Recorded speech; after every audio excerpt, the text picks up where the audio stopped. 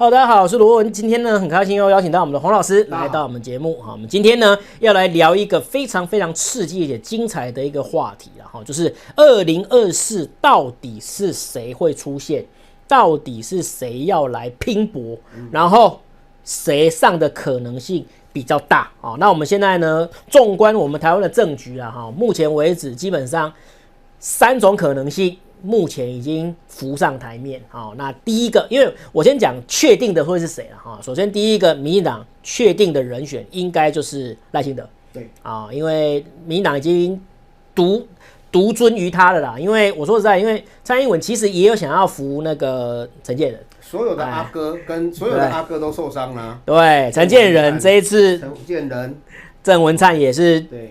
GG 的嘛，人家不是 GG 啦，他就是因为他这次桃园选输了嘛，对不对？然后他自己也有讲哈，就是2024民进党只有一个人，对啊，你看他这个民进党的不要说一哥啦，二哥了吧，对不对？好，那都已经这样讲了，那就是在赖清德，非他莫属了哈。那这是民进党已经确定，然后再来是民众党啊，确定也是由柯文哲出来哈，因为他其实已经不是讲1次2次了，因为他已经讲过 N 次了哈，就是他2024一定会出来选总统啊，那这也是已经可以确定了哈，而且大家也知道一点啊，就很多人说老师他会不会去搭副的啊，干嘛的哈？因为不可能去搭副的，因为民众党跟他的那个所有的党员，然后再加上所有支持他的人，不可能答应让他去当副的啊，他现在只有一个就是正总统。至于副总统，他当然是可以搭其他人，但是要他当副人是不可能的哈。所以说，那个柯文哲也已经定了。现在目前为止，唯一有变数的就是国民党啊。国民党最有可能的3个人选哈，大家有请那个洪老师来分析一下哈。首先第一个就是党主席朱立伦啊，在那个2022年的这个地方大选啊，获得了非常大的胜利啊。那背后在运筹帷幄，当然就是党主席朱立伦。啊，那这个有战功啦，啊，有战功啊，可是呢，他的民调稍微比较低一点啊，其实也不是低一点，他低蛮多的哈，所以说，那他自己本人也是很有要选总统的意愿啊，这是大家也应该知道嘛，对不对？啊，2016年就已经急着出来啊，那结果政治精算师就是败在棋差一早，对不对啊？那他想要选总统的决心，其实在2019的时候其实也展现出来嘛，对不对？啊，他跟那个韩国瑜跟那个郭台铭也有拼过这样子哈，所以这是第一个国民党的人选哈，所以第一个组合就是赖柯跟朱啊。那第二种可能呢，就是侯友宜，对啊，侯友宜呢在2022年的地方大选获得了非常大的胜利啊，投票率很低的情况之下，居然还赢了对手45万啊，这是一个非常非常大的一个，而且他的票数只掉一点点，他的总票数。对，如果你今天换算那个投票率的话，那是大胜。对，那是大胜。好，所以说呢，而且重点哦，是他没有承诺一定要做好做满之下哦，啊，他其实事实上他没有说他一定会做好做满哈，所以他可能有汲取那个韩国瑜之前的教训啊，一定会做到好做到满，他没有讲，所以说他也有可能是一个出现的人选啊，就是侯友宜。那第3个呢啊，最近呢这几天啊，这1-2个礼拜逐渐浮出台面的，就是郭台铭啊，前鸿海的董事长郭台铭啊，那这个在2021年的这个 BOT 的采购的这个事情呢，其实呢是帮了台湾人民的一个大忙啊，就是他 BNT 对。他那个永林基金会、台积电基金会，然后还有慈济基金会，各500万剂，各捐出500万剂的这个 BNT 疫苗哈，让台湾的这个疫苗荒瞬间怎样，那个压力瞬间释放啊。那后来呢，也的确啊，像我自己也是打2剂 BNT 嘛，对不对啊？然后还有很多年轻人啊，这些青年人也都是打 BNT 这样子过来的哈。那这个郭台铭最近也浮上台面啊，那我要请那个老师来分析一下，那你觉得说呢？国民党朱立伦、侯友宜跟这个郭台铭这3个哪一个最有可能会出现？然后我们再来分析到底谁的赢面会比较大一点。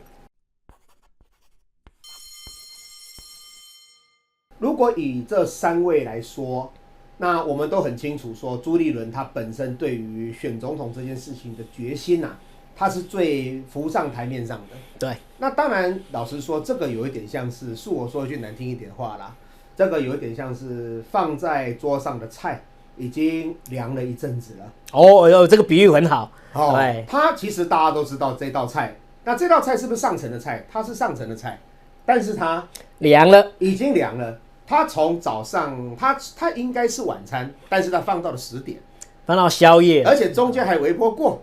哎呦，这个比喻很好，还微波过，对，微波过，大家还不想吃，对，在10点、11点又端出来了，对，哎，了解。举个例子，2016年的时候呢，他把这个情况呢，等于是2016年换柱风波，然后自己跳出来，他的形象已经就折损了，有回损到，这是第一个东西。第二个东西，2018能够战胜的功劳并不是他，而是势头比他更强的韩国瑜。是。到2019年的时候呢，你看当时候其实有趣的是，刚才老师你所提的这3个人都在台面上，初选的结果他是第3，韩国瑜、郭台铭、朱立伦，对，所以你其实可以看得到他的势头，感觉有心无力啊。这个是我目前对于他的一个局势。那当然，其实以整个目前的一个风向来讲，跟所谓的一个领袖的魅力。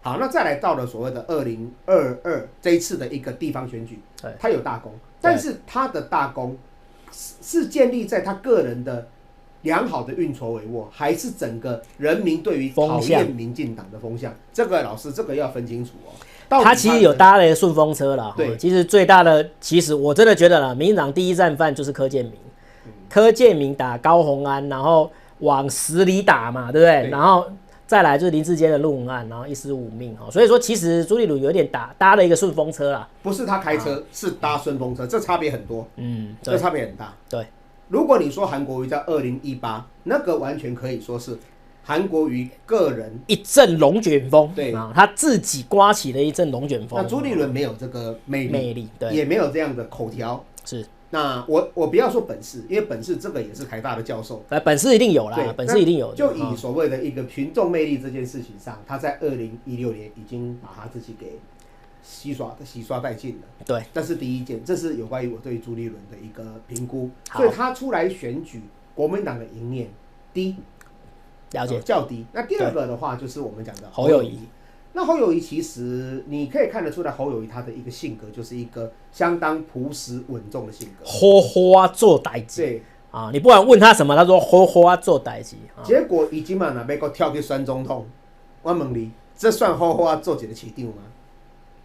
就是说，3年前啊，就是2019年的这个韩国瑜，因为选上市长，然后就立刻跳出来选总统的这个前车之鉴，其实还在啊。然后他也要像这样子啊，可是因为有人说他第2任啊。但是我认为以侯友宜的状态来讲，他是第2任，所以他所受的责难会低一点，低一些。这个是侯友宜的状态，再加上如果这么做，他的人设会彻底的剥离。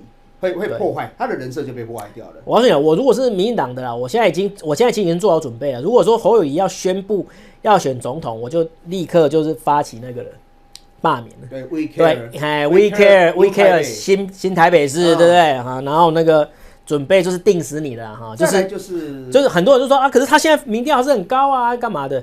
我告诉你，当时候那个韩国瑜。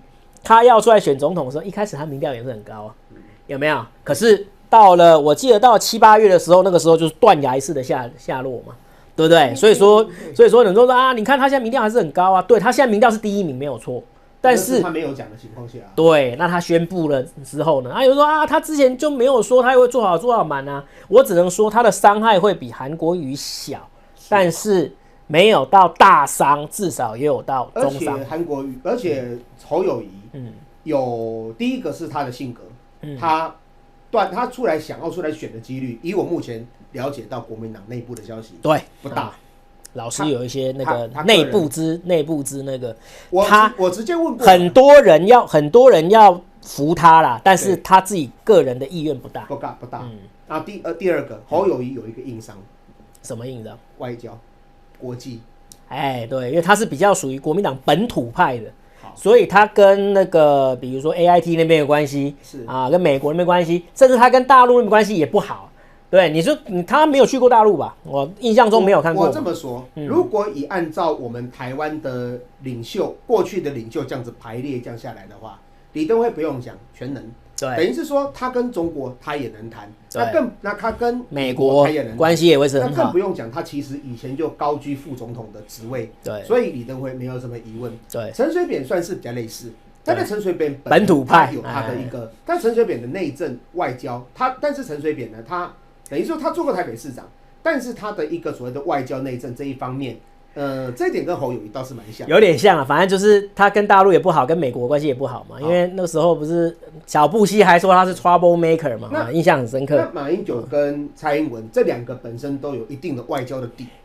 就是外交的底子，所以说都是一个留美，一个留英嘛，对不对？然后再加上都是有那个本身的位置，两个都做过陆委会，是，然后两个本身都熟悉外交谈判的事情，然后也有两岸关系，也不错。那今天侯友宜这一方面是有缺乏的。那如果我今天要让侯友宜爆炸，如果我是民进党，我要让侯友宜爆炸，很简单，你既然要选总统嘛，两岸跟国际你回避不掉，侯友宜这一方面的功课还没有做好。所以，如果侯友宜出来选，他纵使现在民调高，但是最后会不会被人家外交关系会是一个硬伤？对，外交两岸，那这个又是台湾在目前我们最重要认为已经濒临战争边缘的状态下，我们会去质疑说他到底有没有这个能力。对，我且不说他是蓝的还是绿的，但是我会质疑，就侯友宜他厉害点就是在于他虽然是蓝的，但是很多人觉得他是绿的。对，这个就是他的第一个他的优点但是也是他的可能是一个伤一个硬伤因为很多国民党的可能是深蓝的，就会觉得说他蓝皮绿骨什么之类的，但是毕竟他是真的就是国民党本土派里面真的就是我必须说了个人魅力拉到几乎满点的一个人。我那可以这样说嘛，比较温和，他的形象是给人的感觉是温和，然后认真做事，然后呢非常有亲和力的一个邻家的阿伯。就好像领导的阿伯啊就是很有亲和力这样子。对，好，那第三个人，是我直接问，因为我认识的那个人，我就直接问他，是你们2024到底是谁？派谁？他直接连想都没想跟我讲郭台铭。我说真的，我那个时候有一点吓到，就是我说理论上还是在一个就是我们还看不太清楚的状况，他居然斩钉截铁直接讲郭台铭。对，然后我就说为什么？然后他就说就他，然后我呢马上就跟罗文老师就通了电话，我说有这件事，我说老师你看了新闻看了这么久，你觉得有可能吗？我们有交换过意见。对，其实有一个点我还是讲一下就是他在前一阵子有特别讲，就是说 BNT 这个疫苗是来自总统的恩赐、恩准，然后再直接讲就是行政院的这个刁难。这个其实如果他没有要选的话，其实不需要讲这番话。其实老师我跟你讲我必须得说，郭台铭的本事绝对在我们两人之上当然之上非常的多。所以呢，我说2020年呢过后，其实郭台铭的沉潜，他是真沉潜还是种自我保护？我现在看到现在，我认为他是想要躲避2020至2023的纷纷扰扰。我告诉你，我要做生意。司马懿要发动高平陵之变的时候，他也装了10年的龟孙子，诈骗曹爽，一招之下，在那个曹爽出了外面的时候呢，直接发动兵变，该怎么解决就怎么解决，把曹爽5兄弟全部就三兄弟一次就解决掉。正所谓要跳要先蹲，先蹲而后跳。你觉得他在沉潜这样子？郭台铭的三国是读得很好的对，你看过他用诸葛亮骂王朗的话，从未见过如此。那个是唐国强自己加的。对，他是前面那个东西。厚颜如此之人，就是我们说的那个，我们讲的这个什么滚滚诸城这个我们讲的什么东西？我们请后置上一下好了，因为这个我们都没有背出来，郭台铭背出来，这厉害了就是什么朝堂上都是禽兽啦，对不对？这个。奴婢之才纷纷秉正。我说真的，这个是郭台铭的底子是有学问，他的三国有读的。是好，那我认为他这段时间他在雪藏，但是在半年前有一个消息，老师你不知道有没有听？你应该有注意到，我有注意到，他说了什么呢？他说的是这个有人叫郭台铭，如果我要你进这个 BNT 疫苗，那你必须得放弃选总统这件事情。那这件事情，郭台铭居然是未置可否。没有否认啊，这点是一个，就是大家在看新闻的时候，大家必须要有一个非常非常重要的一个敏锐度，就是说我在讲你什么东西的时候，你如果对你如果立刻否认，我们存疑，我们还是要存疑，但是它没有的可能性会很高，对啊，但是我们还是存疑啦，对不对？因为有可能他会骗我们嘛，对不对啊？但是他如果不置可否，那好几天哦，那个时候大家都在等哦，对，然后媒体问他，他也都不回答，那这个其实就有点。就是有猫腻的啦，就是一定有问题的啦，所以说他可能有做出类似的承诺，那至于有没有签那个书，我是觉得应该是没有啦啊。可是大家也要知道这是大人物你一定要签吗？大人物讲出来的话，你是不是就要做到就是说，当时候他不是有去总统府谈话，对不对？那总统府谈话会不会有录音呢？对不对？那我没有叫你签啊，但是你那个时候如果跟我讲这样子的事情，那录音我还在我手上嘛。而且那个时候我们必须还原到疫苗 BNT 来的那一段时间。其实说要捐 BNT 的是谁？是郭台铭。本来郭台铭想要独自干这件事情，结果后来呢，就硬塞了台积电跟慈济跟他一起。当然，我们不能说这两家没有想要捐，没有那种事情，有要捐，个别想要个别做。我不想要让这个功劳让你一个人全占，那我们就变成大假货。很简单，这个皮蛋不行，要把粥丢进来，要把葱放进来，变成皮蛋瘦肉粥。你皮蛋只是里面的其中一员而已。对。所以说那个时候其实就有注意到这一点，然后呢，那你今天既然又有类似说我没有政治意图对，然后因为这句话他是真的有讲嘛，我只想要好好的做生意，我只是对，然后我只是要为那个台湾民众把这个进来，我没有政治方面的意图，请你大可放心。对，然后这个东西会不会让人家想到说，对，放心好了，2024我们要选那你就放心让我进来 ，OK 我没有再选了，那你就放心那这个可能性也是有了所以说这3个人里面，郭台铭现在目前为止我看到的可能性，可能是出现最高的。而且老师，我认为郭台铭的出现，他摆得平美国吗？他摆得平，他能到美国设厂，中国他已经有设厂了，对，所以基本上他就两边都要卖他面子他选上，国那个所谓的台湾跟两岸关系，跟所谓的台湾跟美国关系，它会恢复到一个比较理性的、和缓的一个情况状态，这是第一个。所以说外交的部分，它在当然它是以经济的角度那外交部分它可能是3个里面最 OK 的。外交经济他是商人出身，是，但是其实呢，如果是民进党要对付他的话，会从好几个方面下手。染红。对，这是第一招。第二招，你跟共产党关系太好了，对，走太近了，对不对？第二招，资产阶级。对，你是血汗工厂，是不是？我煽动，我用你过去讲的话来打你。例如说，你的小便黄了没？或者是说富士康的跳楼事件，你们劳工以后想要这种总统来跟资方一起来欺负你们吗？对，还有民主不能当饭吃民主不能当饭吃，这句话经典，这一句话是很经典的。所以其实郭台铭如果有出现的话，他必须要把这3句话很大的挑战要来解释清楚。对，这是很大的挑战，民进党一定会抓住，然后狂轰。我现在就直接想到了，对，何况是有一个这么样的健全的网军，然后还有幕僚我一颗头，他们几百颗的头对。那还有一个啦，我还必须讲一下，郭台铭如果要出现的话，他其实要面临的党内也是很大的挑战，比如说韩粉，对韩粉当时候2019年跟郭台铭所结下的仇有没有平复了？老师，我跟你讲，我个人认为韩粉可以解决，只要韩国瑜出来愿意跟他那个，因为韩国瑜的状态等于是说在2019年。我相信韩国瑜他应该非常后悔选了总统这件事情。他不讲他没有讲对，但是理论上应该很后悔。我问你我2018我高雄市长我好好做，我2022我出来选，我绝对比他现在现在它现况比假如狼狈很多倍啊。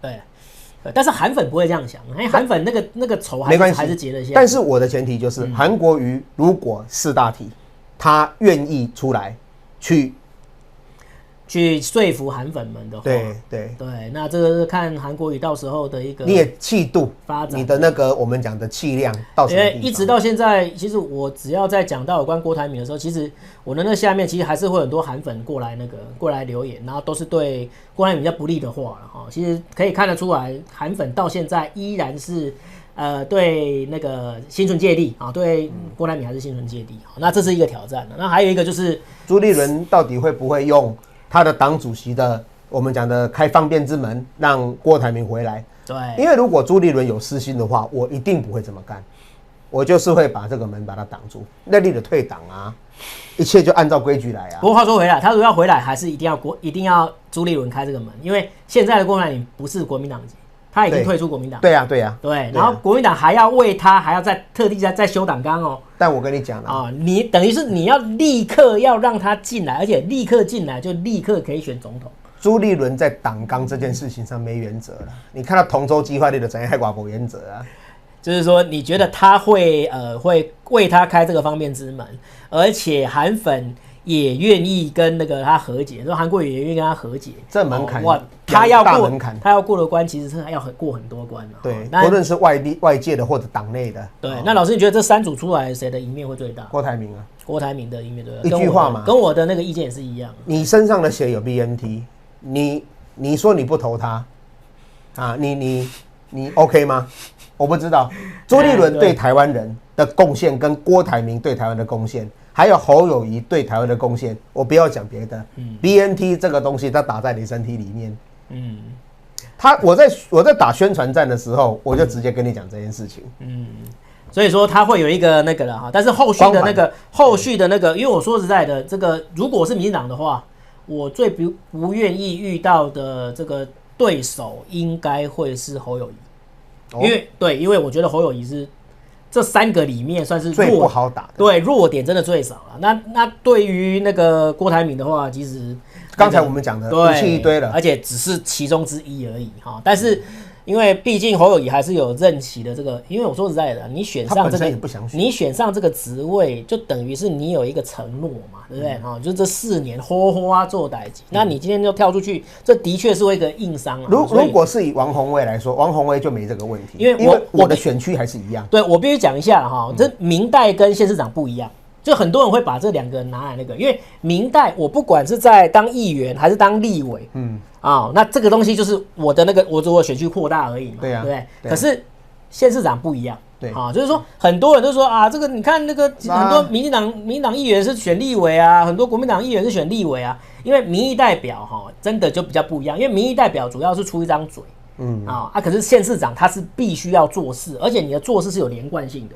对，就是一定要你才能来做这个事情。那民意代表不是啊，我今天从议员转战立委，你还是一样可以找我来。你还在问话啊？对，可是你今天从一个市长，然后变成一个总统，那你管的东西是完全不一样的。所以说这两个不能把它混为一谈呐。我必须这样讲。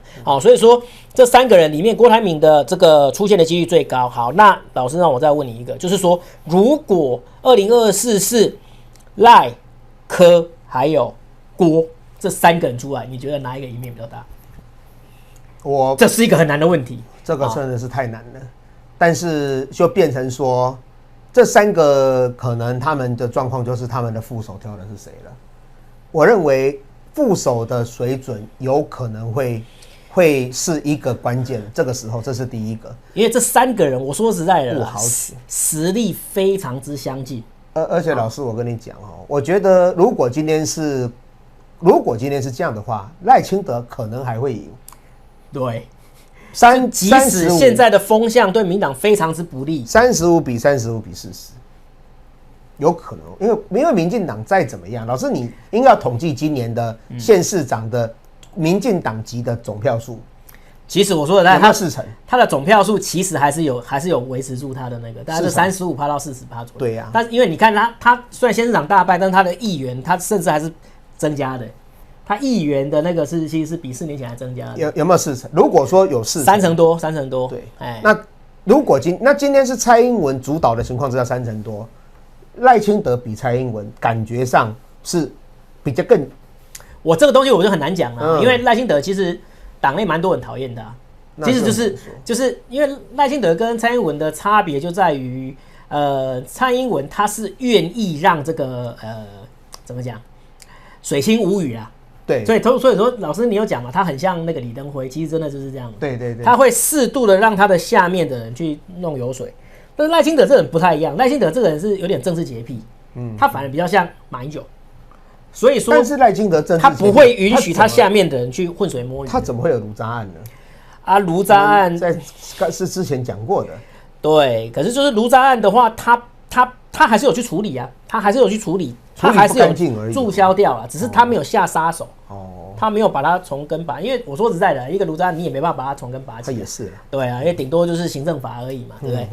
那这3个里面，我还是必须说了哈，就是在这3个鼎立之下哈，各位你可以期待一下，2024年可能会是台湾民选总统以来最精彩的一场选举。而且老师，这一场选举会从来没有这么实力这么相近的3组人马，而且他会决定日后中共对待台湾的态度。这个两岸关系、试金石、台美关系，再加上有没有办法避掉2027这个危机这个危难，这个结束了哈，就是你就要接手啊，你命中有一个接手，那2027就是一个非常大的一个结束，一个劫难，那能不能够避开来哈？因为大家知道，能够避免战争，没有人要战争。那就是真的就是能避就避嘛，对不对？好，那真的没有办法，那必须一战，那真的没有办法。但是在能够避开之下，那还是要找办法避开。老师说到3战议题哈，我们想到一个有趣的东西，兵役真的延长了。对，兵役延长了哈，然后我们言论要开始控制了。对，那个我们讲的抖音那些东西开始准备要收了，有没有？对，越来越有那个感觉。第2步、第3步，我们记得我们提了7、8个前提嘛。对。越来越像然后现在就是一个经济危机，而且我说的2023很有可能会有经济危机，这全世界的都在讲2023会有大崩盘出现那这个东西到底会有什么样的发展呢？大家可以来期待甚至预测一下啦我说实在的，因为我跟那个洪老师我们在私下也有讲我们真的不知道2024谁当选。如果是这3个人的话，我们真的不知道谁当选，因为太复杂了，而且从来没有3组实力这么接近的人过，从来没有 ，never 哈。所以说3强鼎立之下那各种可能都有可能会发生那也欢迎大家在下面留言告诉我们，你觉得呢？到底是哪3组人马会出现？然后呢，你觉得谁的赢面最大？然后为什么？那你觉得哪一个人当选对台湾对甚至整个两岸关系或是整个世界利益最大？你也可以告诉我。如果是侯出来的话，如果是侯科赖的话，侯科赖这一组也很刺激，因为有一些，因为你刚老师刚刚说的，侯本身蓝绿不分，对。所以有一些他可以吸到那个中间选民甚至浅绿的票，那就有点恐怖。对，然后跟那个柯文哲就会有重叠的。对，好，那这组也是很刺激。对，也是很刺激。好，那这个大家可以期待一下。好，那非常感谢黄老师来到我们节目那如果你有什么任何意见，也欢迎在下面留言告诉我们。然后，如果你愿意支持我们的话，欢迎订阅、按赞、分享，甚至来加入我的会员哦。感谢大家，下次见，拜拜。拜拜。告诉大家一个好消息，罗文好公民频道已经开启加入会员功能咯。只要加入会员，就可以看到更多的会员专属影片。那如何加入呢？只要点击影片下方订阅按钮旁边的加入会员功能，就可以看到许多的专属会员的功能介绍哦。制作影片非常不容易，需要大家多多支持，谢谢大家。